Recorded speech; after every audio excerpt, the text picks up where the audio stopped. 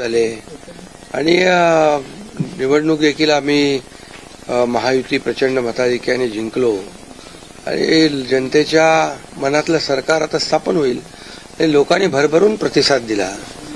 गेल्या 2.5 वर्षामध्ये जे आम्ही काम केलं त्या 2.5 वर्षाची खऱ्या अर्थाने मी नेहमी सांगायचो भाषणामध्ये पोचपावती जनता देईल आणि 2.5 वर्षाच्या कामाचे जे महाविकास आघाडीने कामं थांबवली होती, प्रकल्प थांबवले होते, ते आम्ही वेगाने गतिमानतेने पुढे नेले आणि त्याचबरोबर विकास आणि कल्याणकारी योजना यांची सांगड घातली. आज कल्याणकारी योजना जर आपण पाहिल्या, मुख्यमंत्री माझी लाडकी बहीण योजना आणि इतर ज्या काही योजना आहेत, म्हणजे मुलींचं शिक्षण असेल, वयोश्री योजना असेल, शेतकऱ्यांच्या योजना असतील, अशा योजना आतापर्यंतच्या इतिहासामध्ये किती वर्ष तुम्ही पत्रकारिता करताय, तुम्ही देखील एकदा त्याचा अभ्यास करा की आतापर्यंतच्या इतिहासात कधीही न झालेली कल्याणकारी योजनांचा निर्णय महायुतीच्या सरकारने अवघ्या 2.25 वर्षात घेतला.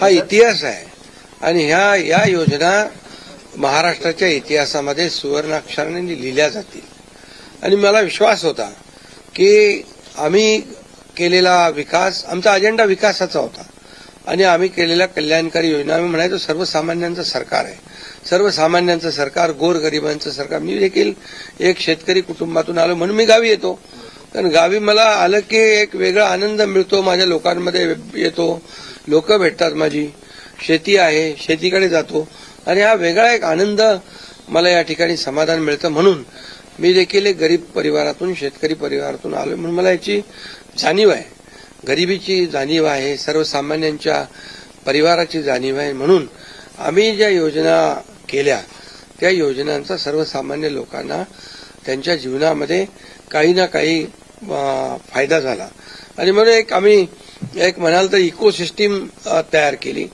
प्रत्येक परिवारातल्या माणसाला, मग त्याचा मुलीचा जन्म झाला, मुलगी असेल, लाडकी बहीण असेल, लाडका भाऊ असेल, युवा प्रशिक्षण स्टायपंड आणि शेतकऱ्यांच्या योजना, या सगळ्या म्हणजे लाडकी बहीण, लाडका भाऊ, लाडका शेतकरी, लाडका ज्येष्ठ, हे सगळे आमचे जे आहेत, ह्या सगळ्या साठी आम्ही केल्यानंतर लोकही म्हणायला लागले आपलं सरकार लाडकं सरकार.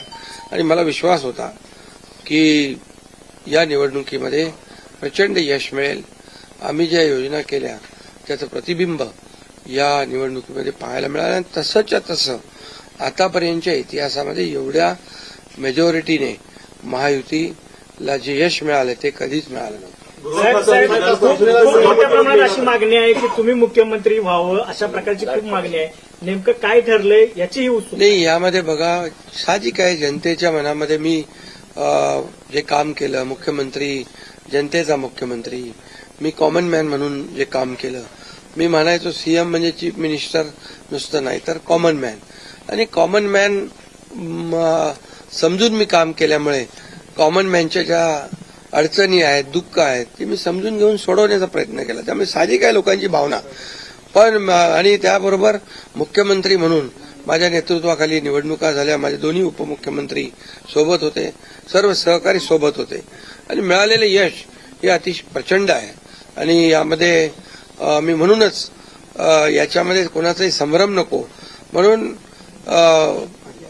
मागच्या आठवड्यामध्ये मी प्रेस कॉन्फरन्स घेतली. आपल्याला माहिती आहे की यामध्ये आदरणीय प्रधानमंत्री नरेंद्र मोदीजी, आदरणीय अमितभाई शाह गृहमंत्री, भाजपाचे अध्यक्ष, आणि या सर्व निर्णय घेतील मुख्यमंत्री पदाबाबतचा.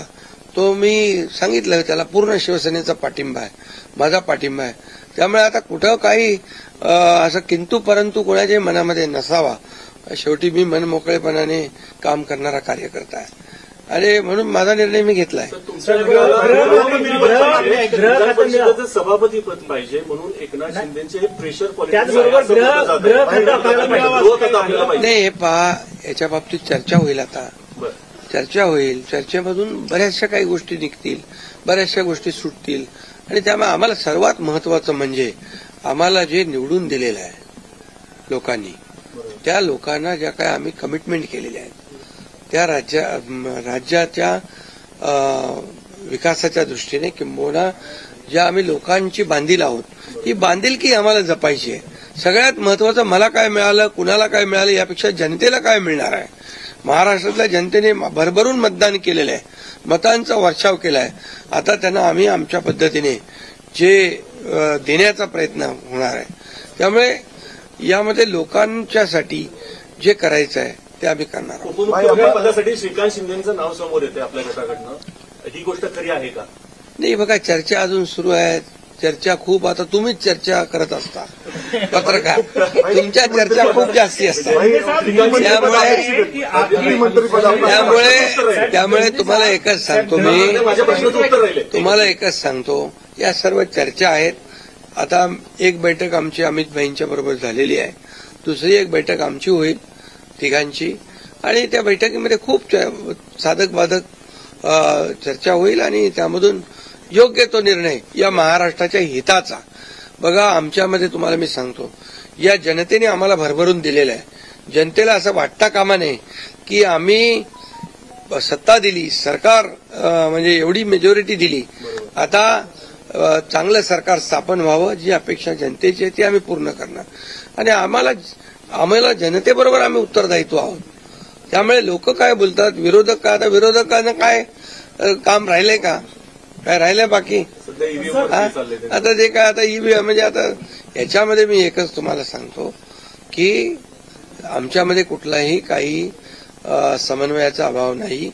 समन्वयाने काम सुरू. मी तर माझी जाहीर भूमिका परत मला मांडण्याची गरज नाही.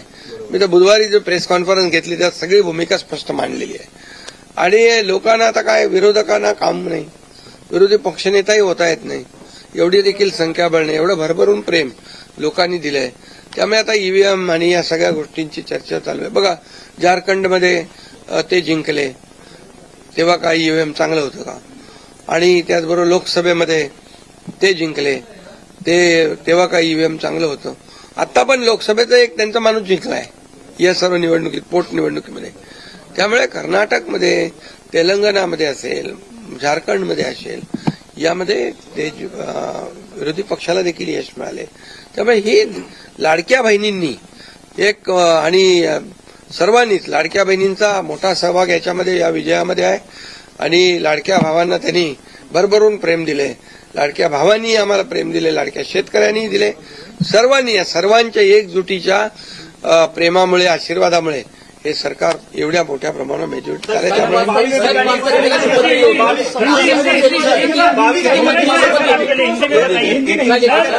मेरी तबीयत अच्छी है.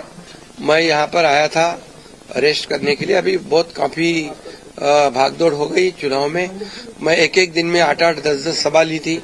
और मैंने कोई अभी तक मेरे 2-2.5 साल के कार्यकाल में छुट्टी बिट्टी कोई मनाता नहीं. मैं यहाँ भी आता हूँ, यहाँ भी जनता दरबार होता है, लोग आते हैं. अभी भी लोग आए मेरे को मिलने काम के बहाने.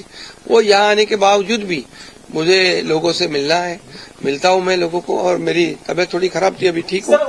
और मुझे एक ही है कि ये सरकार जो है ये जनता की आवाज वाली सरकार है. जनता को जैसे सरकार चाहिए वैसे सरकार मिलेगा. मैंने बुधवार के दिन पूरी तरह मेरी भूमिका स्पष्ट की हुई है. आदरणीय प्रधानमंत्री जी, आदरणीय गृह मंत्री अमित भाई और भारतीय जनता पार्टी